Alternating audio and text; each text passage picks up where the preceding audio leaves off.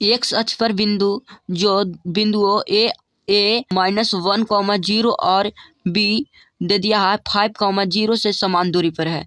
तो हम इसे मान लेते हैं एक्स अक्ष ये है जिससे हमारा ए और बी दोनों समान दूरी पर है। ए का मान दे दिया है -1, 0 और बी का मान दे दिया है 5, 0 और एक्स मान लेते हैं 0, 0। मध्य बिंदु क्या है तो 0, 0 हमारा। इसे एक्स मान लेते हैं, इसे वाई मान लेते हैं। तो हम y बराबर निकालेंगे तो y1 और y2 भी 0 हमारा है। तो y बराबर निकालेंगे तो फार्मूला होता है y बराबर, क्या फार्मूला होता है, पहले y बराबर निकाल लेते हैं। तो y बराबर फार्मूला होता है y1 प्लस y2 में 2 होता है। तो इसका हम जब निकालते हैं तो y1 हमारा क्या है तो y1 हमारा 0 है, y2 भी 0 है।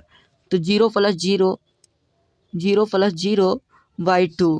तो यहाँ पर हमारा क्या आ जाएगा तो 0 ही आ जाएगा। ये हमारा गुणा के फॉर्म में जाएगा तो 0 से गुणा होगा 0 ही आ जाएगा। तो यह हमारा y बराबर 0 ही आता है हमेशा। तो 0 लिख दिए और x का मान निकालना है। यहाँ तो हमें x का मान निकालना है तो x बराबर सूत्र होता है, ये हम x मान लिए, x का मान निकालते हैं तो x बराबर सूत्र होता है x1 + x2/2। तो x1 + x2/2 लिख दिए। अब x1 का मान क्या है तो x1 का मान है हमारा -1, तो -1 लिख दिए, प्लस x2 का मान क्या है तो x2 का मान है हमारा 5 है तो 5 लिख दिए। उसके बाद बाई में 2 है तो 2 लिख दिए और बराबर।